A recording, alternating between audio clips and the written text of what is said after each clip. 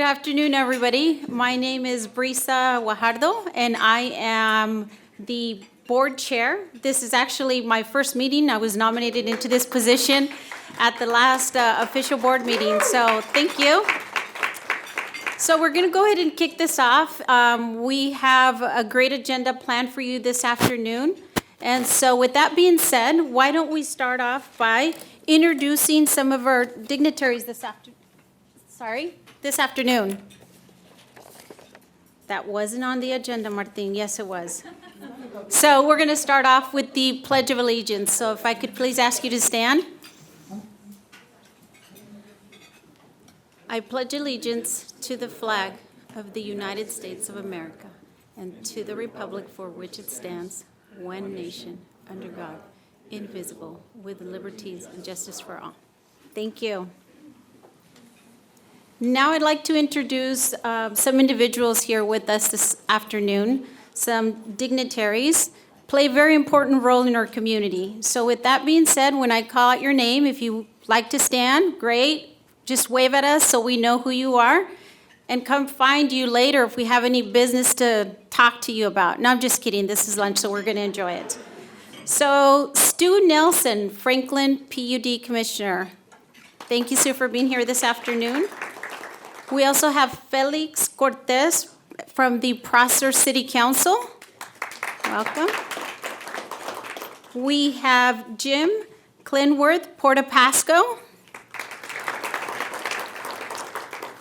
And if I missed anybody else, please stand up and let us know. Let me know. Did I miss anybody? Great. Now we're going to move on to our new members. So this is a great opportunity if you are starting your business or want to get involved in the community. We welcome every business that is, out here and willing to join our club. So I am going to call on Tito Iko Wash. Oh, there you are. So come on over. We have a plaque for you. So let's stand over here, and I'll let you hold that. Thank you so much. And thank you for being a member.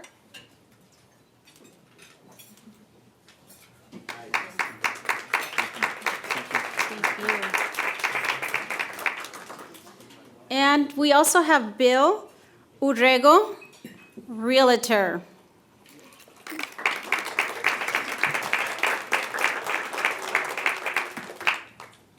Thank you, sir. There we are.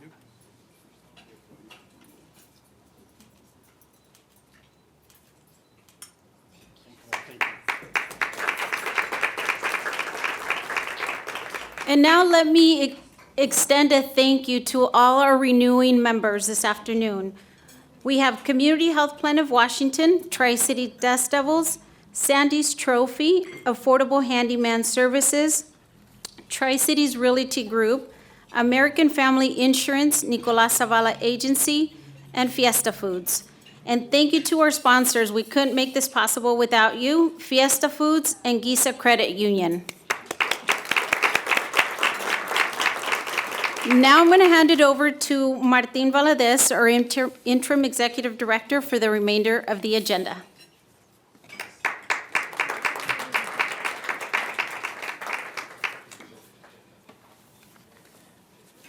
Thank you, Brisa, and thank you for accepting to lead us this year as board chair. I appreciate it. And you can eat now? Yes. So thank you, everybody. And again, we want to thank our corporate sponsors, Giza Credit Union and Fiesta Foods. They are kind of major donors and help really support the luncheons and our main events, et cetera. So I really appreciate that. I have a few announcements. As some of you know, we've been working on helping to get more and more people vaccinated. We've had vaccine clinics every weekend for the last 6 months. My wife thinks it's the last 10 years, I think, but only the last 6 months at Supermex, and we've done some other ones. This week, we will continue being at Supermex on Saturday from 2 to 6 p.m. and on Sunday from 10 a.m. to 2 p.m. And the first 50 individuals each day who get their first or second vaccine shot will get a $50 gift card to thank them for doing that. And thank you to many organizations that have sponsored, contributed to be able to provide them with those incentives. And then this week, for the first time, we will also have a vaccine clinic tomorrow at Heritage University in Toppenish. It will be there from 11 a.m. to 3 p.m., and it's not just for staff, students, and faculty, but also for members of the community. So we'll be there again tomorrow. Please spread the word. We have put it on our social media. Go ahead and tell folks. And there tomorrow we will also offer $50 gift cards for the first 50 individuals who get their first and second dose. So please help us spread the word. I know that our vaccination rates are going up, so that's great to see. And we have another announcement, upcoming events. And I was supposed to cue. We have several events that we have every year, 3 big events, and one of them is coming up in April. Our annual membership event. And are you supposed to be dancing? Come on down. I don't know, you guys gonna do a hula dance? Yes.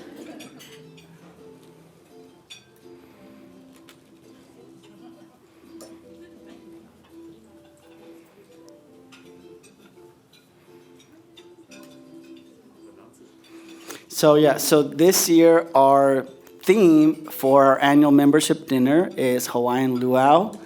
I know you guys are all looking forward to spring, so this will bring hopefully the sun earlier. It's scheduled for Friday, April 1st, 6 p.m. here at the Pasco Red Lion. And so we are working on that. There are opportunities for sponsorship. If you want seats, please let us know. And also at that event, we also use it as an opportunity to raise funds for scholarships. Every year we give a scholarship to HAP, and we use the proceeds from the silent auction for that. So if you or your company wants to donate a silent auction, please approach any of the staff members. Can the staff members please raise your hand? Look around. Approach any of the staff members if you want more information about that event. So that's coming up. It should be fun. Actually, as far as in the time I've been involved with the chamber in 10 plus years, I think this is the first time we do this theme. So I'm looking forward to it. And I'm actually doing some research on Latinos in Hawaii, because there are Latinos in Hawaii. You guys know that, right? Going back to Puerto Rico. Okay, who knows of a famous Latino Puerto Rican? I think he's part Latino. Who's? No. A singer. Bruno Mars. Puerto Rican, Filipino, and something else. Actually, there's been Filipinos, I think, going to work in the sugar fields in Hawaii since the early 1900s. But more to come. That's just a teaser. There's Mexicans from the Tri-Cities living in Hawaii right now. In fact, we vaccinated an individual. We were at a vaccine clinic in December, and a gentleman came, and the season ended here. He got his Johnson & Johnson vaccine because he was going to work in Kauai on a farm there. So anyway, more to come. A couple of more events. Our Mariachi and More Festival is scheduled for June 26th at Columbia Park, and we'll have more information about that coming up. Our gala dinner, which is where we recognize individuals in the community who make contributions to not just the Latino community, but the community in general. We recognize Medical Professional of the Year. Actually, this year's Medical Professional is here. Dr. Marisela Sanchez. Yay, we recognize her this year as our Medical Professional of the Year. We recognize educators, et cetera. So that one is scheduled for, it worked out this year, for Friday, September 16th. We're going to have our gala, so put that on your calendars.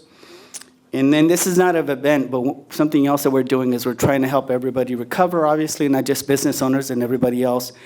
And currently, we have a contract with Benton County Housing for rental assistance, for eviction prevention. So if you know anybody that was impacted by COVID, they lost their jobs, they got sick, et cetera, we are helping. We do the outreach and help with applications, and then we submit them to the county. So you can call 509-430-4950 1433. Just have them call our office, and we'll try to help them if we can. Bilingual, and again, just look for the staff for that.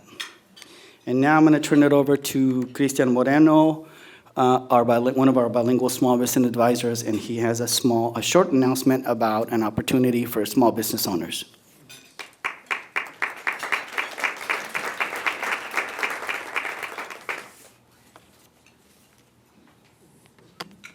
Thank you, Martin. I'm Cristian, and I'm excited to announce that the Hispanic Chamber of Commerce, we're currently assisting with a small business flex fund. Over here, we have the application. So if you guys know of any business owners in the Benton, Franklin County, you can go ahead and let them know about a small business flex fund. It's a loan up to $150,000, low interest rates between 3 and 4.5%. You need a business plan for the loan, but if you know of any business owners who would need assistance with the loan, you can send them over to the Hispanic Chamber of Commerce. Me, Ruby, or Maria would be more than happy to help the business owners create that and help them through the application process. In addition, next Thursday, February 24th at 1:30, the Hispanic Chamber of Commerce is going to be hosting a webinar more about these loans. We're going to be hosting more information about the Small Business Flex Fund, and we're also going to be doing a webinar more about the Business Impact Northwest loan, which is a loan that helps business owners across the state of Washington. And it also helps business owners who only have an IT number. In addition, the Benton Franklin Council of Government will be there for their loan as well. Thank you so much. And now I turn it over to Martin. Yeah, thank you, Cristian. So we're trying to partner with as many organizations as possible to provide as many resources to small business owners. Again, Impact Northwest was just a new one, for example, that we didn't even know about. The Flex Fund, Council of Governments, they all have resources, either technical assistance or loans, all kinds of loans. And we just found out about this, that I think Business Impact Northwest is the first one that I hear that actually has small business loans up to $50,000 for business owners with an ITIN number. So anyway, okay, great. And now I'm going to turn it over to my dear friend, Angie Brotherton, who is the AVP for Community Relations and Impact.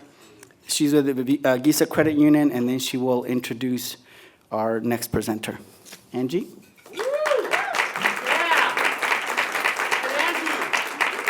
All right. Thank you, Martine. Thank you, Carmel, for that shout out. I appreciate the love. All right.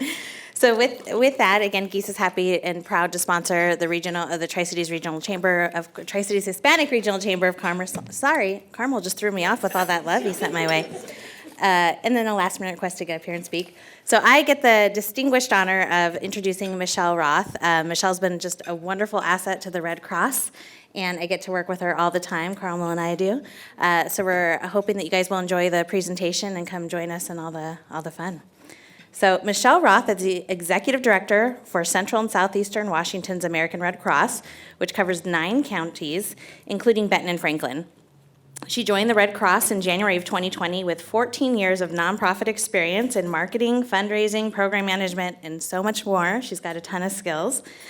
She previously worked for the United Way of Benton Franklin counties, Second Harvest, and is a private marketing and business development consultant for small business and nonprofit fundraising events. Michelle works with volunteers, board of director members like me and Carmel, and several staff members to help the Red Cross deliver comfort and care to disaster victims, collect 40% of the nation's blood. She helps coordinate the life-saving skills that are taught to volunteers in the community and provide support to veterans, military members, and her family and their families. So with that, welcome, Michelle.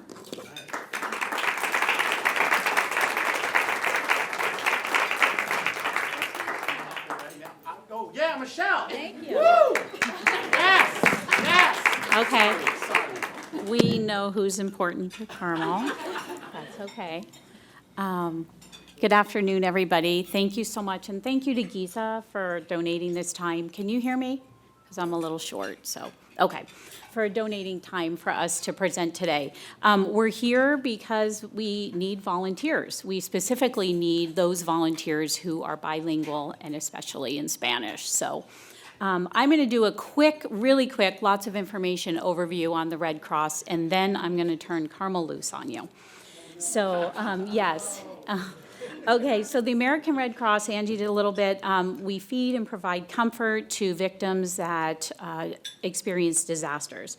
We do collect 40% of the nation's blood. It's a big job there. We have our classes that teach life-saving skills. We do international humanitarian aid, and we do provide services to our military families and veterans. And we do this by a really big volunteer workforce and our donors. And 90 is a really important number for the Red Cross because our workforce is 90% volunteers. And then also 90 cents of every dollar goes directly to our mission. So that's a really important number for us. These are all just some of our volunteers here. So most of you probably know the Red Cross for either disaster work or blood work. And I'm going to keep to my notes so I don't go over. But we actually have 6 lines of service here. So disaster cycle services, that's really when we help people in the darkest moments of their life. And that picture is actually from the Evans Canyon fire a couple years ago in Yakima. So you can see just what the sky was looking like there. We had many volunteers that came from here in Yakima to help with that. Nationally, the Red Cross responds to about 66,000 disasters. So that's a lot of disaster responses each year. This year, just since our fiscal year started in July, we have responded to, in this chapter, 150 home fires. We don't get called to every fire, but 150 home fires, and we've helped just about 600 individuals. And Washington State is number 5 in the nation for wildfires. Home fire campaign, this is where we're working on preparedness, smoke alarm installs, really trying to help people prepare so that they can prevent those fires. We have events that we go out to. We're going to be doing 2 this May, which is one of the reasons we need volunteers. We help create escape plans. We go in with the fire department and get fire smoke alarms installed, but really that preparedness piece. On the other end, we have our disaster action team, our DAT team that responds to those home fires and helps those families into recovery. And also in that first 72 hours, the basic needs that they have. And then our biomedical, so we collect 40% of the nation's blood. Every 2 seconds, somebody in the US needs blood. And as you may have heard, we're currently in a blood crisis, not even a shortage. It's been the worst since 10 years. So right now, blood donors are essential. Our service is the armed forces. We work at military bases, hospitals, and provide support to families all the way from enlisting until our veterans complete their service. We also help with emergency communications. International service is that humanitarian aid after a crisis, reconnecting families, and also with vaccines. And then training services are those CPR classes, first aid, any of those certifications, or even if you don't want to be certified but learn the skills, they're online, and then you know what to do when it matters most. So there's 235 chapters across the nation. We are one of those, and I mentioned 90% volunteer workforce in our chapter, what we refer to as CISO, Central and Southeastern Washington. We're at about 95%. This is the area that our chapter covers. We're the green area, so we're 9 counties. And I'm showing you that geography because it's really important, ties back to why we're here. So this is the latest census data, our geography, and the number of Hispanic community members that we have in the geography that we serve. And you can see, there's my pointer, you may not be able to see, but 36%. So, and then down here in the black part is our Red Cross percentage of volunteers that are Hispanic. So you can see there's a really big gap there. In order for us to make sure that we're serving our community, we need to enlist those volunteers that can communicate and speak those languages that our clients need. And we will see clients with different languages, but Spanish is a high need for us here throughout our chapter. So on your table, there are a volunteer interest form and also more depth information about each of these. The disaster action team, that DAT team, we're looking for translators. So those team members that go out, they meet with these families. We can call our, someone else on the west side, one of our other volunteers to translate, but I know that we have people in our community who could show up and help our disaster action team members communicate during this time. These are one of the worst times that people are facing. So even just translators, and that could be done by phone or in person. Outreach volunteer, that's going to be if we're out in the community doing an event, like in May, we're going to be doing those home fire campaign in those neighborhoods, looking to install smoke alarms and teach preparedness. We could really use volunteers. Also, if we go to an event, Lynn is here, she's our volunteer recruiter. And so she has all information about volunteering. She goes out to lots of events and talk to community members. If there was a need, it'd be nice to have somebody bilingual to help with that. Communications volunteers, that could be doing media interviews for us. We have opportunities to do television interviews and do radio interviews. And we have a couple of Spanish-speaking volunteers, but it would be great to enlist some more. And then we are currently recruiting for our board of directors. Our fiscal year changes on July 1, and we would love to recruit more people for our board. So right now, I'm going to throw it to Carmel, and he's going to share about his experience when he came on last year when we needed someone who spoke Spanish the most. Thank you, thank you. Go ahead and stay here, stay here with me. Oh. Thanks. So how many people, again, I'm Carmel Perez, and I'm with Summit Funding, but I'm here representing the American Red Cross in our area. How many people in this room are bilingual? If you could raise your hand, please, if you're bilingual. Doesn't have to be Spanish necessarily, if there's some German, Russian, Swahili, I don't know, just bilingual people. So there's a lot of bilingual people. How many of you people have translated for a nonprofit organization like the Red Cross? Raise your hand, please. Super. How many of you currently translating right now? You still translate. Very good. So that's awesome. So I'm going to just tell you a really quick story, and then I'm going to give away some wine, because I know that that's what you people came for. So it was, I think it was last springtime. It was probably about 7 or 8 o'clock in the morning. I was dead asleep. It was a Saturday, and my phone rang. And I looked at my phone. I'm like, who could be calling me at 7 o'clock, 8 o'clock in the morning on a Saturday? It was Nikki Kennedy. It was Nikki Kennedy. And I answered thinking she was going to invite me for some mimosas, brunch, something. And she says, what are you doing right now? And I go, nothing. I go, why? What's going on? She's like, we need your help. We need you to come translate. And that's when my George Lopez kicked in. And I go, oh, right now? Like I was like, right now? And I was just like, oh man, what did I get myself into just now? So she said that they were going to do a call of action day in Kennewick, and they were going to be setting up some, or knocking on doors really, in a couple of specific neighborhoods in Kennewick, and they were going to be doing smoke alarms. And that the large population of the people in those neighborhoods were Hispanic and didn't speak any English. And so I said, okay, Nikki, I'll do it for you. I'm doing it for you. So I ran down, I got dressed, ran down, didn't know what to expect really, and I met Michelle and Angie. And I met Michelle and Angie there. And they kind of filled me in on what was going on. I'm not sure exactly how many doors we knocked on. Do you know how many doors we knocked on? Well, we did 30 homes that day. 30 homes that day. We did 30 homes that day. And I think what was 90%, 95% of them were Hispanic, non-English speaking people. There was a house in the neighborhood that had just burnt down. And they were in the process of rebuilding it, right? As we know it. Fourplex. A fourplex, yeah. So, 4 homes. yes, and these buildings were all fourplexes, weren't they?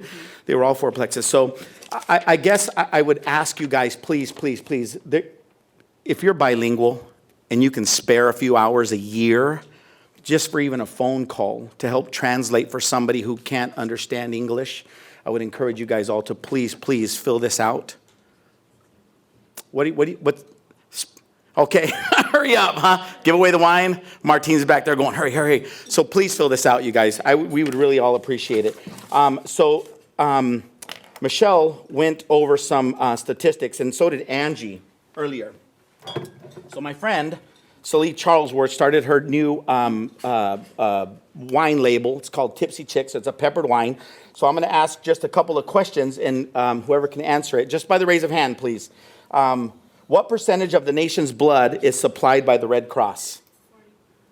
40%. Yeah, that's okay, Myra. Thank you. There you go.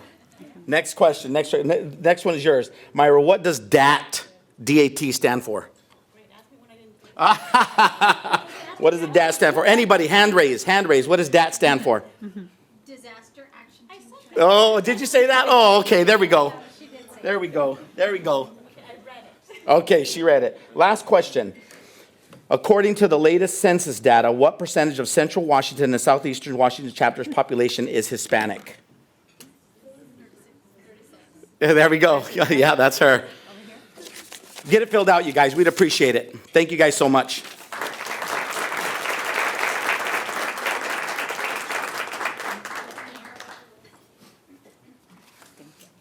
Thank you, Michelle, and sorry to hurry you guys, but I know Mr. Carmel loves to talk. And if I didn't say anything, he'd still be up here for another hour, entertaining you guys. He's a great speaker, so I encourage you guys to do that. I actually, I was on the board when Jeannie Jelke was the executive director. I was had the pleasure of being on the Red Cross board, and I think, for any of you who can do something, please sign up. I know some of you can't do long-term commitments, so even just one day, 2 hours here and there, and they make it easy because you can do it from your home if you have to do it. So please do that. There's also one more volunteer opportunity coming up. There's every year in the U.S., every community does a point-in-time count of all the homeless people. It's going to take here in Franklin County, Franklin County. It's going to take place next Thursday. And we're helping Benton County Housing with that. And if it's going to be next Thursday, 5 a.m., I know it's early, 5 to 5 or so, something like that. If any of you are interested in doing, again, one day, get it done with, please contact Alexia Estrada. She's handling that. Or if you know anybody else that might be interested in doing that. So again, we're going to do every community in Benton, Franklin County. Obviously, most of it is here. But that's, again, just another opportunity for you all to give back to our community. And what else? Oh, and I also want to make sure that recognize Mayor Blanche Barajas, who is here. She joined us. Yay, Blanche. And now it's my honor and pleasure to introduce our keynote special speaker for today, Jacob Gonzalez. So Jacob Gonzalez has been with the Pasco's Community Economic Development Department since September of 2018. As the Department Planning Manager, Jacob oversees the long-range planning efforts for Pasco's comprehensive plan, housing, land use, transportation, and community development programs. Jacob is particularly focused on identifying strategies that increase access to housing and transportation. Prior to joining the city, Jacob worked with the Benton Franklin Council of Governments, Puget Sound Regional Council, working on several planning initiatives and plans on metropolitan and regional transportation planning. He has served on the board of United Way of Benton Franklin Counties, the United States Census Transportation Planning Commission, Downtown Pasco Development Authority, where he was chair. I was on the board at the time. He was chair for a few years, and is currently a board member of Washington State Main Street Programs. Jacob is a proud, it doesn't say that here, but I know it's true. He's a proud Pasco High alumni, earned a Bachelor's of Arts in Geography from the University of Washington. Go Dogs. I know we all hear Go Cougs, but. And is currently pursuing a master's in public administration from Claremont Lincoln University, which is part of the Claremont Colleges in Southern California. As you guys know, it's a great system.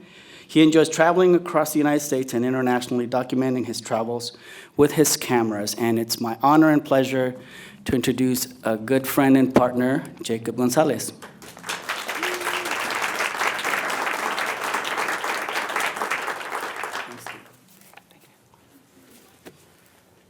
Good afternoon, everyone. Thank you for the opportunity to be here on behalf of the department and certainly all of my teammates at the City of Pasco. It's always great to be in front of the community and talk about a few of the thousands of things that we have going on here. So with that, I'll go ahead and get started. Department of Community Economic Development, in a short summary, we try to make sure that we allow development occur in an appropriate manner. So that's everything from land use and zoning, housing with our community development block grant program, reaching out to the community, code enforcement, building, making sure that the roofs are done correctly, that the sidewalks are built to the correct widths, and in economic development, which I'll hit on a little bit later, although the focus of this presentation is my favorite topic, planning. So planning in Washington State is a not so fun topic, but it can be. We have a variety of rules and regulations that we're bound to plan for. So obviously, community input and engagement is by far number one. Here in the state of Washington, we operate under the Washington State Growth Management Act, which I'll talk about a little bit later. The Franklin County planning-wide policy, so we try to make sure that our plans are consistent with each other here in the region. Obviously, the goals set by the Pasco City Council and our comprehensive plan.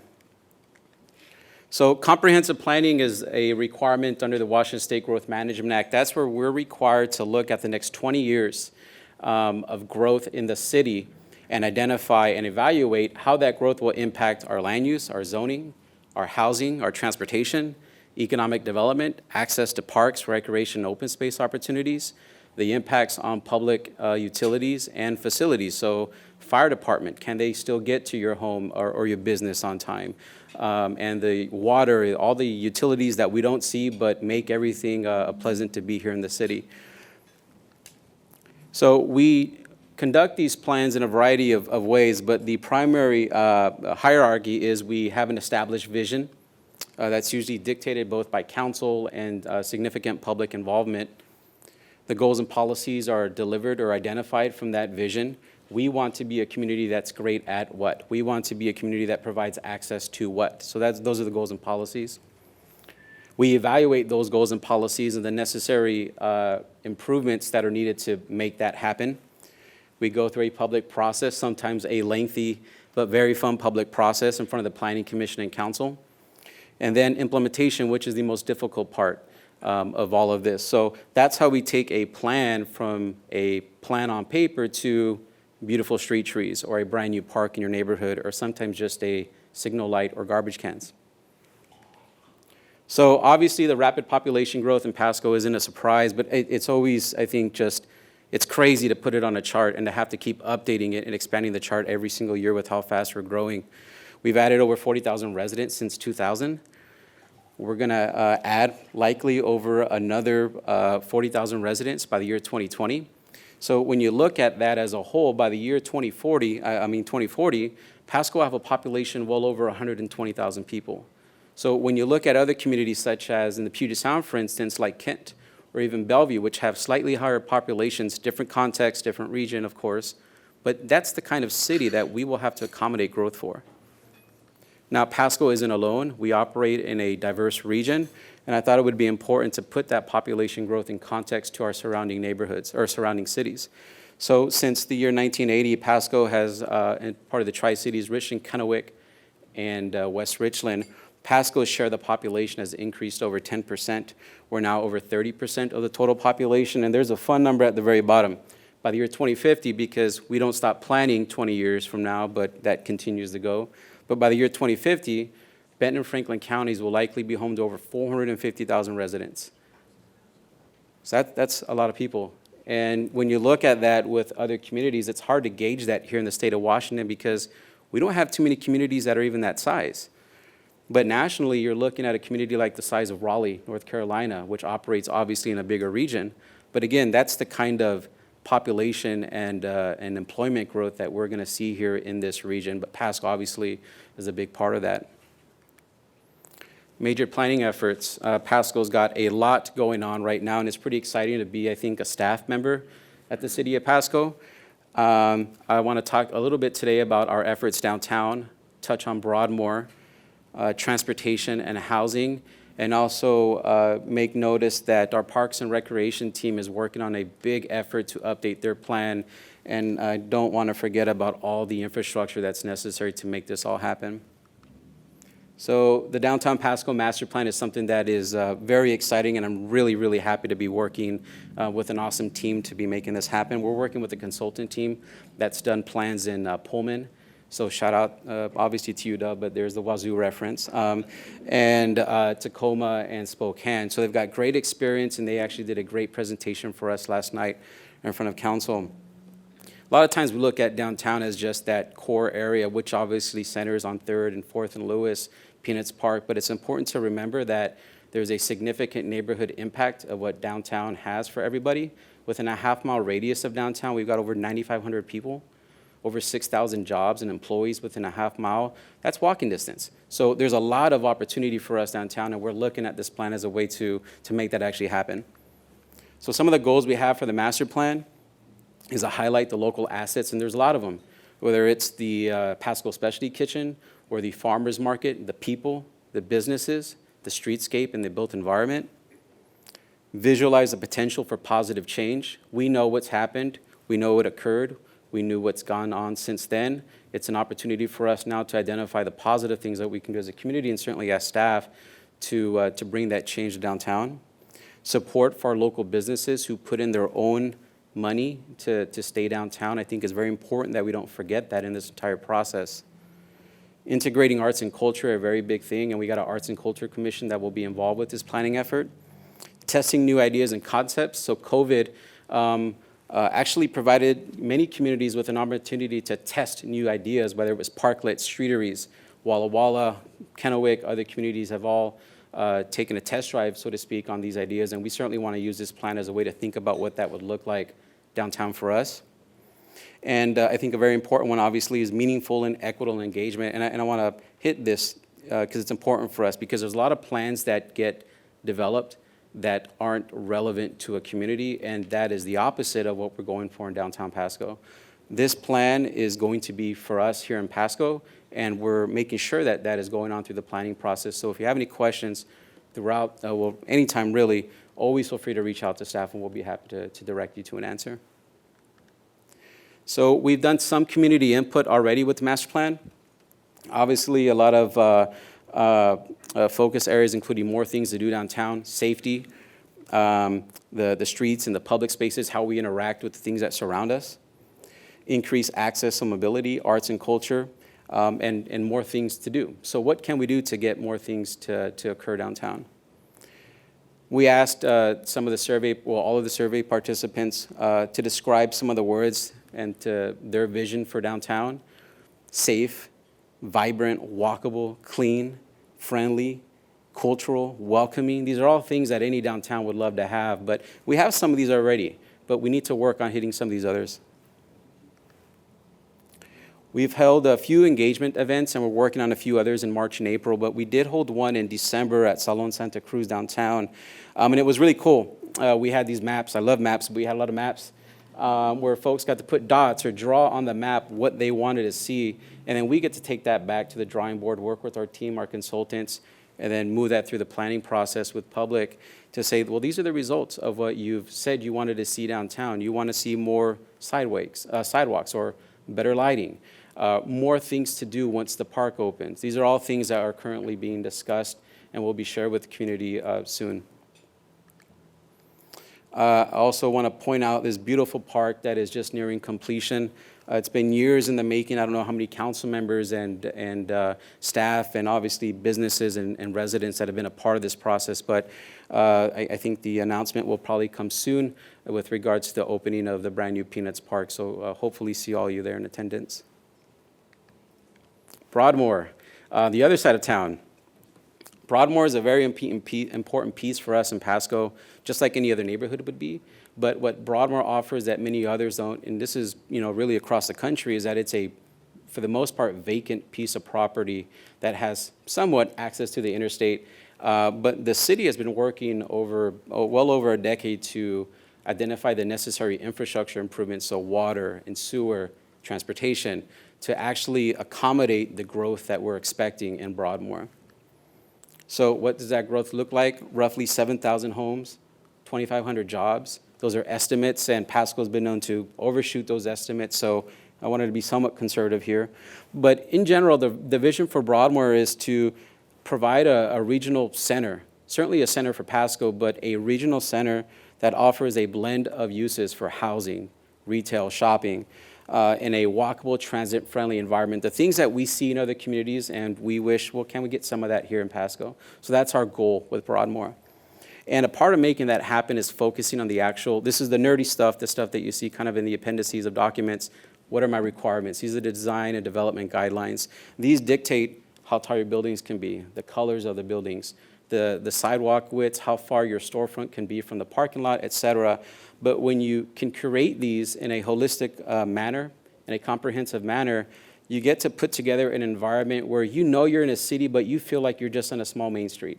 And I think that's what's really critical for Broadmoor, is that we don't want it to turn out in other communities where you've got this massive development and it feels kind of like the same thing over and over and over. It's hard to cross the street, there's a ton of traffic, and there's trucks, freight trucks. It looks kind of like this is not what we told folks we were going to do here.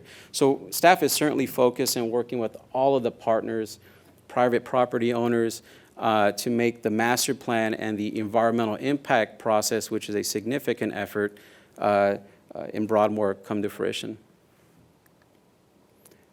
Another big item is transportation planning here at the City of Pasco. I think we're all aware of the increasing growth and what that means for how long we're stuck at a red light.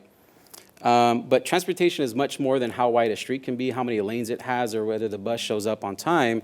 A lot of things go into transportation planning, right? You can't have a good transportation plan without a good land use plan. You can't have a good land use plan without a good transportation plan. And so the planning decisions at the policy level are important. The built environment, that's where we go back to that Broadmoor area. Is it easier to walk? Or is my trip shorter because it's just across the street or down the street versus way on the other side of town? The characteristics of our travel, right? Do we have kids? Do those kids have soccer practice? Do I got to drop them off at school in the morning? Do I work late? These are all things that we have to be cognizant about as we plan for the community. Reliability. Is this street safe? Is there a bunch of potholes? And obviously community needs. What is the community telling us that they want in their transportation system and how they get from place A to place B? So the city is wrapping up a very significant effort with our transportation system master plan. We've been working on this since about the fall of 2019.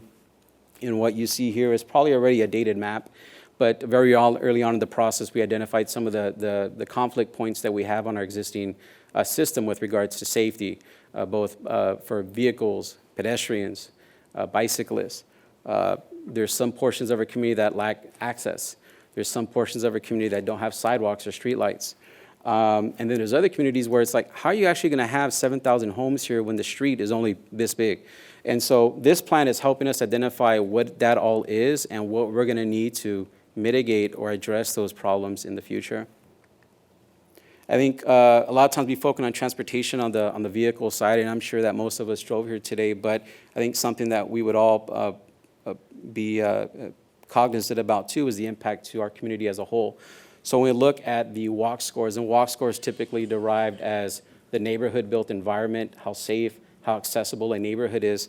So when you compare that with the Pasco School District, and you can see that 55% of our students in the Pasco School District live in a walk score below 25, or that over 60% live in a walk score below 50. So more than 60% of our students in the school district are on the lower half of accessibility within their neighborhoods to school. So what can we do? What kind of programs exist for us to increase safety in our communities, particularly around parks and schools? When we look at our transportation system and the other impacts it has on our entire community, across the 20 largest cities in the state of Washington, residents in Pasco have the 10th highest percent of our income dedicated towards housing and transportation. We'll touch on housing shortly too. But when we look at just the transportation component, how much we spend on our vehicles, maintenance, gas, et cetera, we're number 3. And that number 3 is actually higher than Seattle and some of our other larger communities in the Puget Sound. So kind of a graph that shows what the master plan process and how it works. We identify the needs, look at some of the data, what's our forecast, how many vehicles are going to be here in the future, and what are the fixes. And so actually last night we had a pretty great presentation, I think, with council. So this is still underway, but nearing completion. We'll be happy to share the results with the community as that nears completion. A big one for us across the country, obviously, is the affordable housing crisis and housing crisis. Pasco has really been trying to take a lead on this front, and I'm happy to share some of those results and what we're working on right now. Apologize for well, it's tiny, so apologize for that. But I want to explain the difference between housing affordability and affordable housing, because there's two different things that we need both and a lot of, right? Housing affordability is, in general, how much is available for the community at our income levels, right? So with a median income roughly of mid-60s here in the city of Pasco, 60,000, right? What can we actually afford? How much of that is available?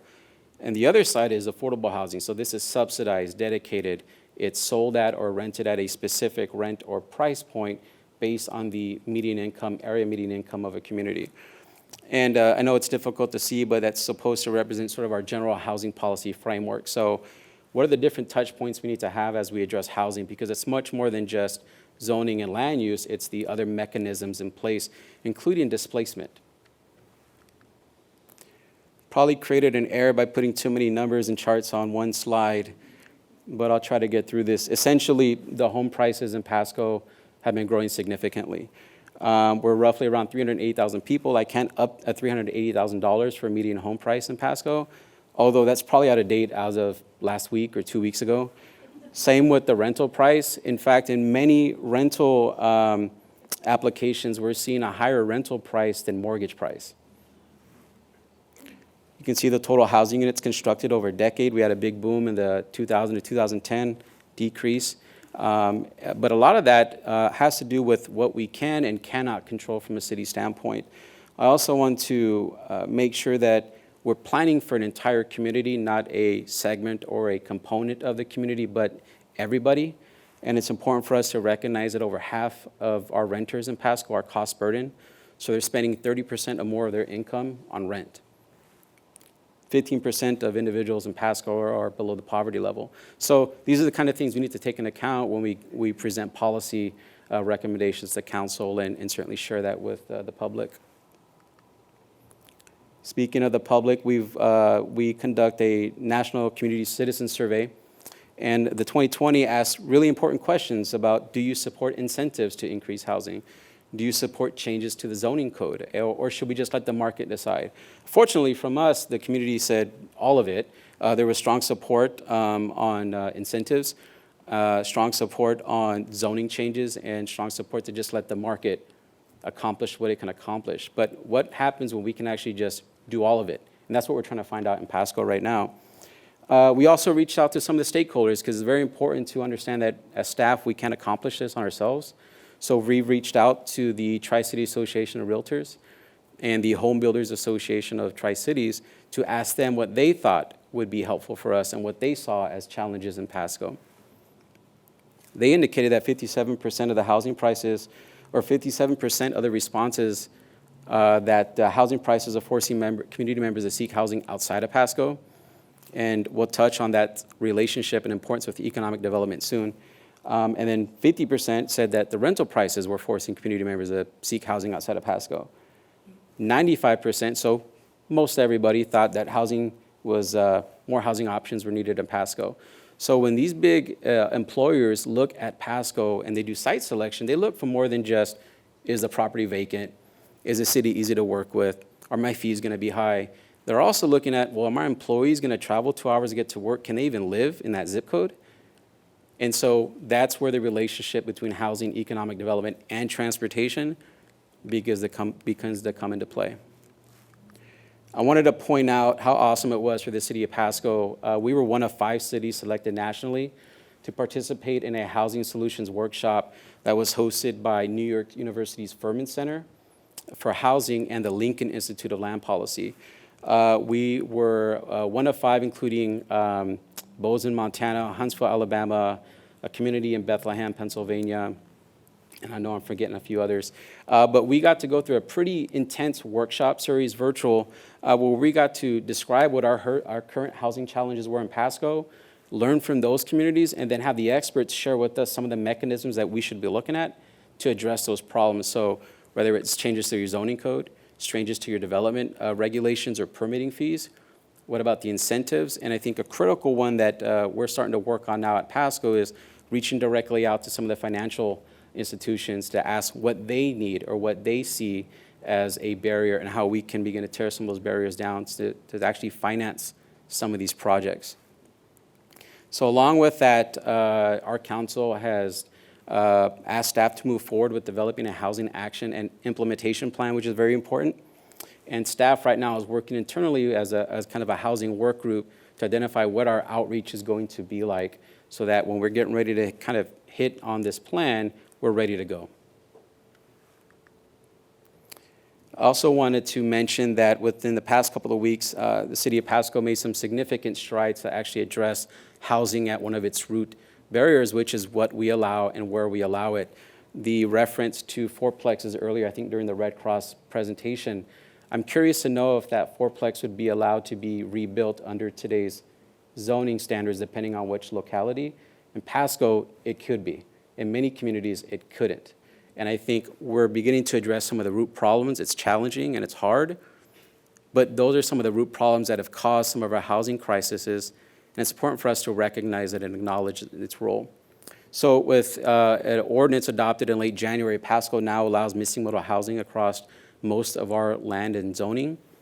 And we also allow attached and detached accessory dwelling units. So you're able to now have, for a lot of households, if they'd like to have a separate home built on their lot for their grandmother, their child, whatever it may be, in Pasco, that's no longer a barrier for you.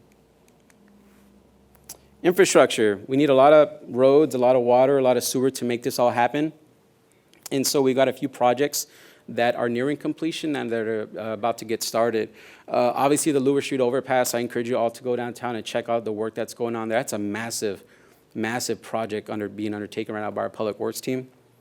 The Louvre Street corridor improvements, which is being a team effort with both our Public Works, our planning staff, and our downtown consultant to look at some of the necessary improvements on Louvre Street, from lighting and streetscape and trees to how wide the sidewalks are, and providing accommodations for both motorized and non-motorized vehicles and bikes and pedestrians. The Sylvester Street Overpass and corridor improvements. So we're looking at improving safety on Sylvester Street and also looking at potential solutions to the narrow width on the overpass itself. We actually have very, very limited east-west connections in Pasco. You have Court Street, Sylvester, and then you have Highway 12 or 182. But you can't ride your bike or walk on all of those, and you certainly wouldn't want to do that at some parts of the night. So we're going to look at some potential strategies to address that. And then also just up the street here, Argent Road improvements. And on the planning side with Public Works, looking at Highway 12, obviously with the recent industrial expansion and employment and the growth taking over much of the industrial area in Pasco, it's important for us to look at safety, access, and congestion mitigation on Highway 12 and how it interacts with the rest of our transportation network, including A Street, Oregon Avenue, Heritage.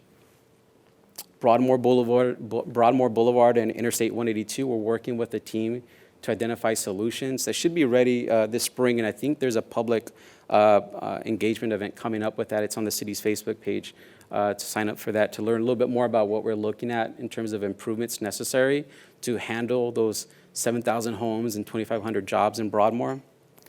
Our Public Works team is developing a complete streets work plan, which is really exciting. It's a concept that's not too new, but essentially it's how do I make sure that this street can accommodate all of the people who need to use it or who want to use it. And then obviously we develop a local road safety plan, which tells us which parts of our network are a little bit less safe than others and what can we do to fix those.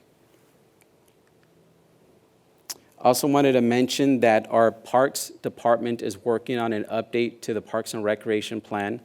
They've had some input opportunities, so hopefully you saw the survey. If not, there will be a little bit more opportunity in the future. But that map you see on the right is looking at the access to each of our parks in Pasco.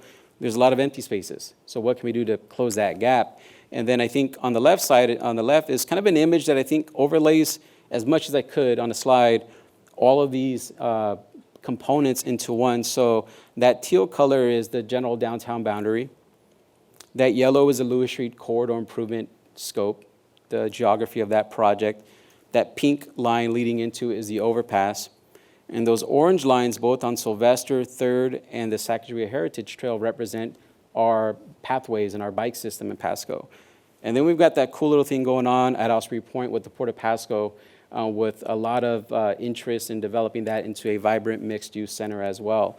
So when you kind of zoom out and look at these from a whole, you begin to say, well, if we do this here and connect it with this, we can kind of build more than a complete street, but we can build a complete community. And that's really what staff and our council, based on council direction and the leadership of the city, we've really been working on. So with that, I'll conclude this presentation. I do want to mention that there's a community forums taking place on March 3rd and March 10th. And then a plug for the Ask Pasco app because our code enforcement team loves it. So with that, thank you very much. Appreciate the opportunity, and I'm happy to answer any questions if there is any. Thank you.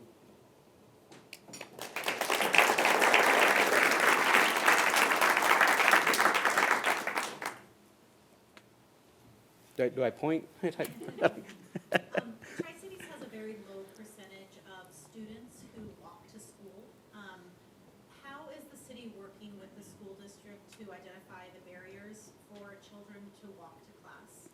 And what are the plans to help improve that so that more students can safely reach school on foot? That's a great question, one that comes up quite a bit with all the new growth in Pasco. There's been some efforts that have been completed over the past couple of years.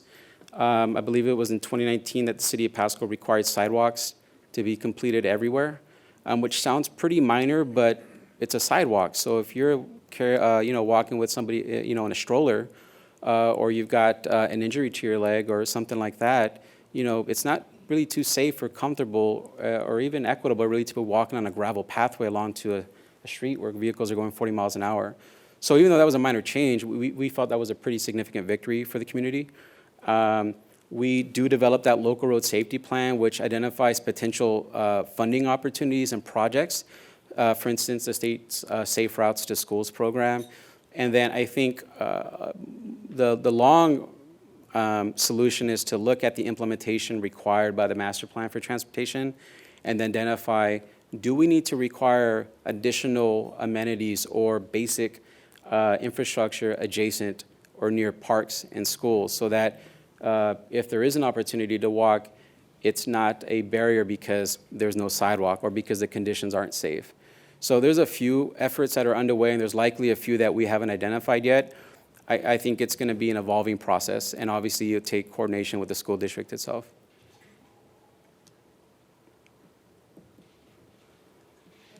What's your current vacancy rate in Pasco For apartments, for just in general?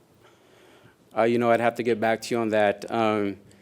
I know that on the realtor's website across the community, it's in a week and a half in terms of how long a home is on the market. And then our vacancy rate has always been historically low here in the Tri-Cities. Part of that might have been because we haven't had too much apartments in the first place. But that vacancy rate's always been below 3%, I believe, in the Tri-Cities.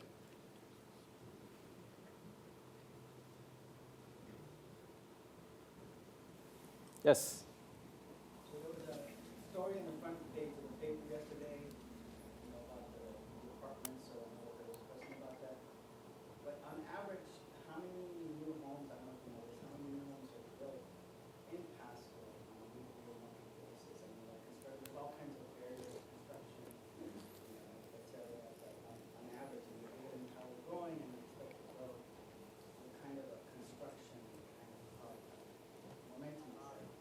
Last year, the end result for 2021, I think it was just under 400 in Pasco, which is kind of a down year for us. For a few years, we were 600 to 800 homes a year. And the division, although not statistical, but the straight division tells us that if we need to meet our housing target of 120,000 residents by the year 2040, we need 15,000 new homes. So can we actually build 900 homes per year? And so this is where it's more than just the city loosening up and refining our regulatory process. Is there enough wood? Is there enough appliances? And I think the supply shortage is certainly hitting us on a whole different front on the housing crisis. Yes? Well, not a question, but a comment. Randy Hayden with the Port of Pasco. We work with a lot of those big companies that you're talking about, and you're absolutely right. They've got to have housing for their employees. So I am just so proud of the city of Pasco for the way you've taken the lead on coming up with the housing action plan and some of the things that you've already done. I think Pasco's way out ahead of a lot of other communities in trying to get a handle on the housing crisis that we're in. So well done.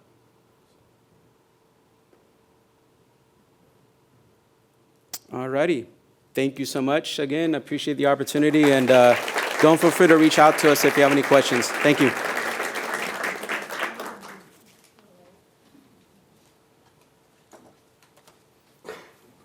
Thank you again, Jacob. I mean, you really covered a lot of ground, and I think I'm fairly aware of what's happening, but I really did learn a lot, and also learn a lot about the challenges, right, that we face as a community and as a city and municipality. So thank you again, and thank you, Dave Zabel, City Manager, for your leadership these past few years. I know that city has done great under your leadership, so I appreciate that. All right, so let's see. Oh, a couple things.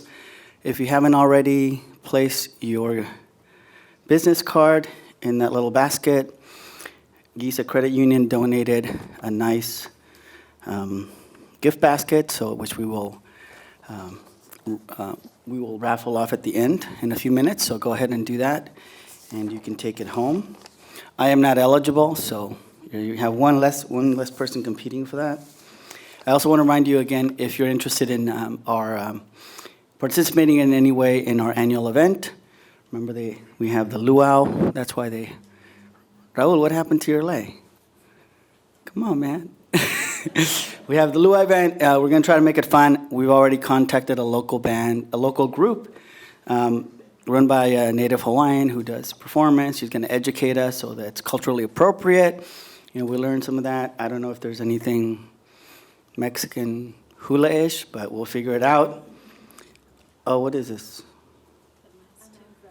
Oh, I have to announce this. Okay.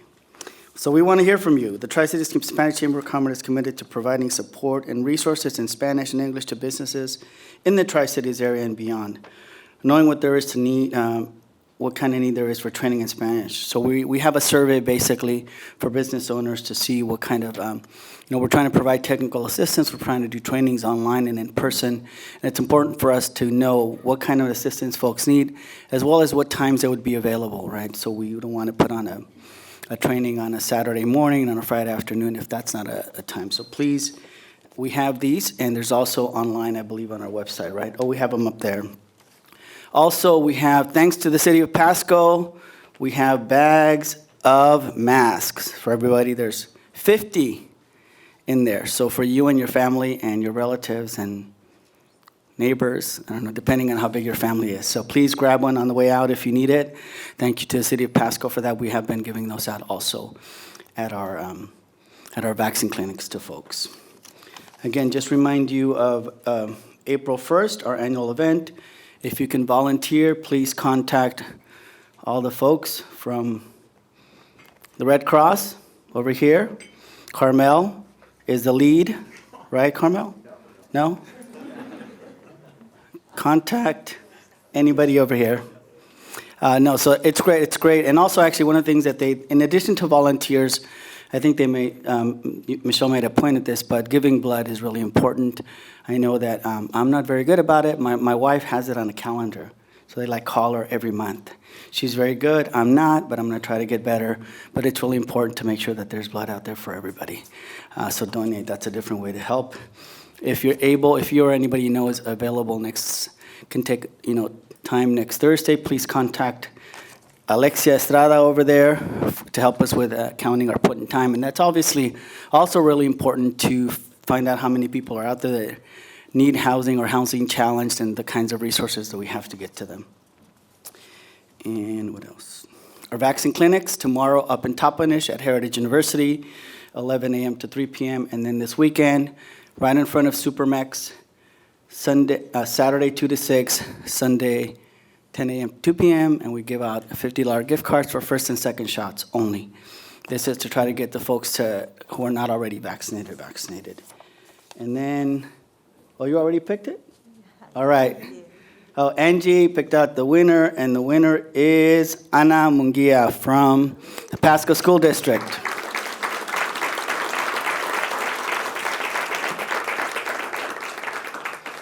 All right, thank you, everyone. Actually, we have, she's going to give it to you. We have a few, it's not quite one, so I'm going to let you guys out early, but I'm going to challenge you guys. We didn't have a chance to do this today because I wanted to make sure that we got through. Sometimes we take the beginning of the meeting for everybody to introduce themselves, name and organization. We didn't do that today, but I'm challenging you to take a few minutes and make a new friend before you go back to work. Have a great afternoon, everybody, and thank you.